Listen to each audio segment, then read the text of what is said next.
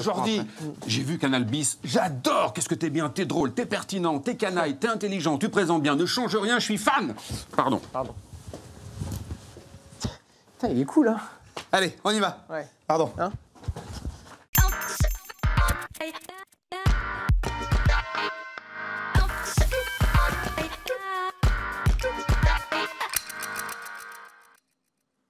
Salut, Bonsoir, je suis Jordi. je suis Martin. Je connais très bien Laurent Veil. Et moi, je suis ami sur Facebook avec Enora Malagré.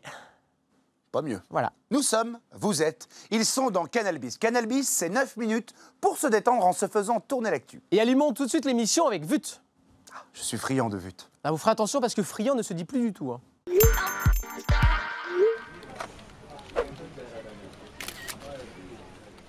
C'est...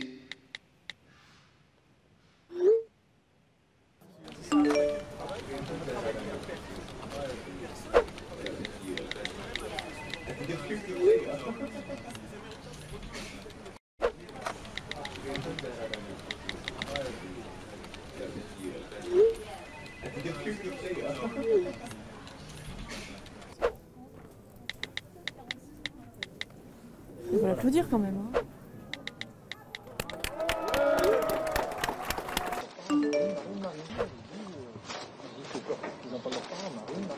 Oui. Même avec des subventions ne couvrent pas ça. Les Américains ont retenu un système d'aide directe. Allô. Et donnez-moi un T. Donnez-moi un I. Donnez-moi un TRE. Les titres. Allemagne, c'est sans surprise qu'Angela Merkel a été réélue pour un 4e mandat de chancelière. Elle est apparue folle de joie. Et ça me rappelle même le bonheur qu'elle avait éprouvé lors de sa précédente victoire. Vous vous rappelez? Ah C'est génial. Trafic, les routiers sont en grève et manifestent contre la réforme du droit du travail. Les premières images. Oula, oui, alors là, c'est carrément un barrage qui met en place. Un grand j'ai non. l'impression. Oui. Non. Grogne toujours, Jean-Luc Mélenchon et les Insoumis sont descendus samedi dans la rue. Ils étaient 150 000 selon les organisateurs, 30 000 selon la police, 4 selon Gilbert Montagnier et pas assez rentable selon Pierre Gattaz. Sacré Pierrot. Scandale, un pénis aperçu dans Maya l'abeille. Coquine. Elle aime le dard, Maya l'abeille. Ouais. Hein?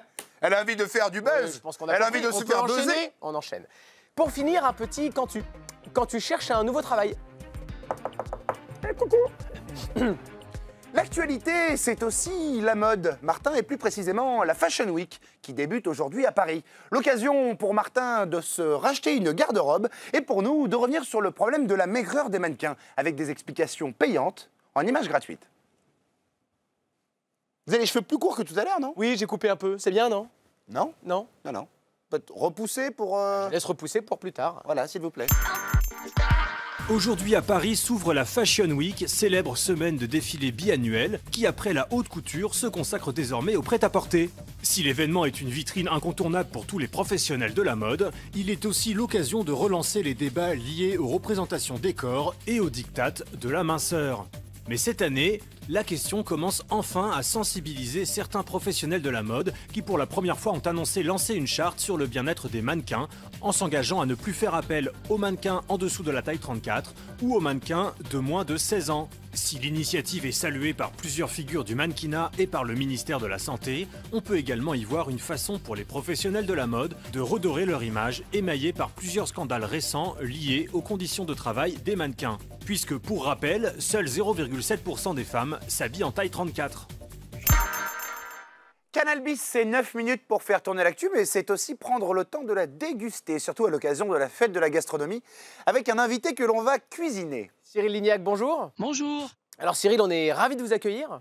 Déjà, c'est très gentil parce que moi, je suis heureux d'être là avec vous parce que je vous adore et je vous suis depuis tellement longtemps. Donc, c'est vraiment mon honneur à moi d'être là avec vous. Fini les mises en bouche, Cyril, on n'a pas beaucoup de temps. Comment se passe cette fête de la gastronomie? Ça se passe super bien. C'est-à-dire que, pardon, on a plein de gourmandises et de gourmands croquants. C'est-à-dire? Est-ce que vous savez d'où viennent les cornichons que vous mangez? Du bocal.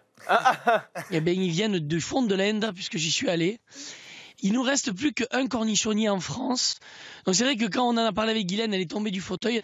Eh bien, malheureusement, on a plein de produits comme ça qui ne sont plus fabriqués en France et qui pourtant sont notre patrimoine. Donc moi et donc ma bande d'acolytes, on a voulu mettre un peu les pieds dans le plat et recentrer en fait le alors, débat. Justement, pour recentrer le débat. Est-ce que la gastronomie, Cyril, c'est pas quand même C'est assez amusant parce que la gastronomie est toujours au centre de plein de choses. Et puis c'est quelque chose qui donne beaucoup de sentiments. On arrive à sentir le bien-être ou le mal-être, le plaisir que l'on donne, le moment que l'on veut faire passer. Il y a souvent ces scènes de table, de copains, de moments où on mange, de moments où on discute, de moments où on est content, pas content, ça crie. Et du coup, c'est vrai que ça s'anime autour de la cuisine. Bonjour.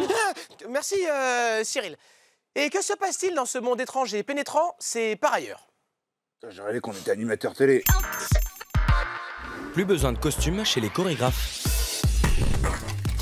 Grâce au mapping et à une nouvelle technologie de tracking ultra fluide, tout un univers pourra se projeter sur le corps du danseur.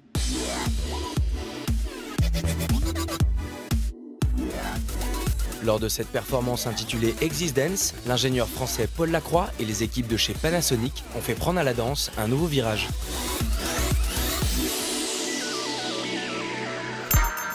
Révolution dans le monde du poulet.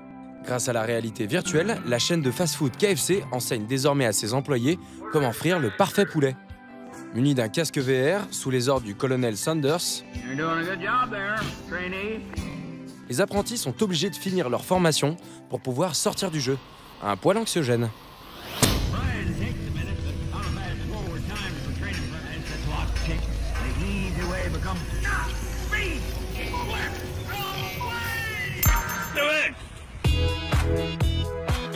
Les nerds, eux, font frire des mèmes. Ces séquences répétées et partagées sur le web. C'est le une nouvelle tendance underground qui vise à les détériorer et leur donner une patte artistique. La recette, vous prenez un mème, vous y ajoutez de la saturation, du grain et beaucoup de filtres, et vous obtenez un deep fried mème. À vous de jouer. Comme le dit si bien Bernard Pivot, à la télévision, tout mot doit être utile. Fais gaffe à toi Xavier, Bernard te regarde. Ouh là là. Alors ce soir sur Canal+, Engrenage, saison 6, épisodes 3 et 4. Alors un engrenage selon le Larousse, c'est un enchaînement de circonstances qui se compliquent mutuellement et dont on ne peut se dégager. Voilà, donc c'est comme dans un bureau. Par exemple, si quelqu'un emprunte le DVD des épisodes qu'on doit regarder pour préparer sa chronique et qu'il ne le rapporte pas, bah, c'est un petit peu chiant pour celui qui doit préparer sa chronique, tu vois. Bah quoi? Bah c'est bon, je vais te les rendre tes DVD là, ouh là là. Ouais. Sauf que là, je dois parler d'engrenage et que bah, j'ai pas pu préparer. Bah oui, bah... Ah, donc du coup, t'as rien à dire sur Engrenage? Si, je peux dire que la presse est très enthousiaste. Par exemple, que c'est la meilleure des séries policières françaises, selon Les Inrocks et Le Monde. Enfin, Le Monde, pas Le Monde entier, Le Monde, le journal, évidemment. Et que c'est cette saison, c'est la 6e et que c'est la meilleure selon Studio Ciné Live. Que c'est la série préférée de ma tante et qu'elle est amoureuse du juge Roban. C'est pas de la promo déguisée, là, ce que tu fais? Non, à ce niveau-là, c'est plus déguisé, là. Oui, c'est ça. Eh ben merci beaucoup Xavier. Merci. Canal Bis, c'est terminé pour aujourd'hui. On se retrouve demain. Et comme chaque soir, depuis tous les soirs, on se quitte en musique. Aujourd'hui, 25 septembre, c'est l'anniversaire de Will Smith. Et en hommage, on vous offre 15 secondes de kiff. À demain. À demain. Vas-y, on danse? Ouais, mais je vais danser sans bouger en fait, moi plutôt. Ah bon? Ouais. Pourquoi? Parce qu'on a dit 15 secondes de kiff, donc du coup là c'est un peu gênant quoi.